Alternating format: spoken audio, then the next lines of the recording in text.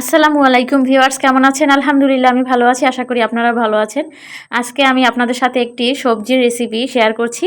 এটা হচ্ছে মাছের কাঁটা দিয়ে, কোরাল মাছের কাঁটা দিয়ে এই রেসিপিটা করেছি। আমার কাছে এটা খুবই ভালো লেগেছে, তো আপনাদের সাথেও শেয়ার করলাম। মূলা এবং মিষ্টি কুমড়া দিয়ে এটা রান্না করেছি। তো সেজন্য আমি আগে পেঁয়াজ কুচি করে নিয়েছি, আর হচ্ছে মাছের কাঁটাগুলো এই যে ধুয়ে নিয়েছি, আর হচ্ছে মূলো আর মিষ্টি কুমড়াগুলো কেটে রেখেছি। আর এখন চুলায় আমি জালটা জ্বালিয়ে দিলাম। আর এখন কড়াইতে তেল এবং গরম করে পেঁয়াজ কুচিগুলো দিয়ে দিলাম। এখন এটা একটু ভেজে তারপরে আমি পানি দিয়ে দিব। তো এভাবে পানি দিয়ে তারপরে আমি জিরা বাটা, রসুন বাটা, আদা বাটা এবং হলুদের গুঁড়ো, মরিচের গুঁড়ো একসাথে সব কিছু দিয়ে এবং পরিমাণ মতো লবণ দিয়ে ভালো মতো কষিয়ে নিচ্ছি। এটা ভালো মতো কষানোর পরে তারপরে আমি মাছের কাঁটাগুলো দিয়ে দিব। আর এটা আস্তে আস্তে করে কষাতে হবে। তো আমি এখন মাছের কাঁটাগুলো দিয়ে দিলাম।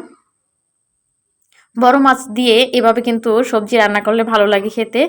তো আর শীতকাল তো সামনে আসছে, তো এরকমই সবজি আমাদের রান্না হবে বেশি। তো এখন আমি এগুলো কষিয়ে তারপরে একটু পানি দিয়ে একটু নেড়ে চেড়ে তারপরে এখন হচ্ছে কাঁটাগুলো সব উঠিয়ে রেখেছি, যেহেতু মূলা শক্ত, এটা একটু সেদ্ধ হয়ে তারপরে আমি ওটা দেব। তো এখন মূলাগুলো আস্তে আস্তে আমি দিয়ে দিলাম একে একে করে। তো এখন এটাও একটু সময় নিয়ে কষাতে হবে। তো একটু আমি নেড়ে চেড়ে এটা ঢাকনা দিয়ে রাখবো সেদ্ধ হওয়ার জন্যে। তো এই যে ঢাকনাটা দিয়ে দিলাম। এখন কিছুক্ষণ নেড়ে তো প্রায় ঢাকনা উঠিয়ে চেক করে দেখলাম যে মূলাটা সেদ্ধ হয়েছে কি না। তো এটা প্রায় সেদ্ধ হয়ে আসছে। তো এখন আমি সেদ্ধ হয়ে গেছে, তো এখন আমি কিছুটা পানি দিয়ে দিলাম। এখন আমি মিষ্টি কুমড়াটা দিয়ে দিব। মিষ্টি কুমড়াটা এখন দিয়ে দিলাম। এই পানিতে একটু মিষ্টি কুমড়াটাও হালকা কষিয়ে তারপরে ঝোলের পানি একবারে দিয়ে দিব। তো মিষ্টি কুমড়া দিয়ে দিলাম। তো এখন এটা ভালো মতো কষিয়ে নিচ্ছি আরও কিছু সময়। তারপরে আমি এটা একটু কষিয়ে তারপরে পানিটা দিয়ে দিলাম। আর এখন ঢেকে দিয়ে তারপরে যখন এটা ফুটে উঠবে আমি মাছের কাঁটাগুলো দিয়ে দিব। তো এখন আমি মাছের কাঁটাগুলো দিয়ে দিলাম এই যে। আর এটা দিয়ে তারপরে আরও কিছু সময় রেখে দিব।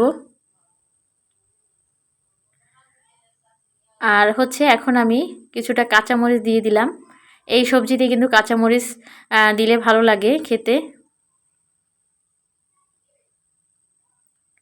তো এখন ঢাকনা দিয়ে দিলাম কিছুক্ষণ। এই যে এরকম শুকনো প্রায় একটু ভিজে ভিজে রাখবো, একদম অনেক ঝোল থাকবে না এই তরকারিতে। তো আর নামানোর আগে আমি কিছুটা ধনেপাতা দিয়ে দিলাম। তো এখন এটা একটু নেড়ে চেড়ে আরও কিছুক্ষণ রেখে তারপরে আমি এটা নামিয়ে ফেলবো সবজিটা। তো আমার রান্নাও প্রায় হয়ে গেছে। তো ভিডিওটি আজকে এই পর্যন্ত। আপনারা ভালো থাকবেন, সুস্থ থাকবেন। আল্লাহ হাফিজ।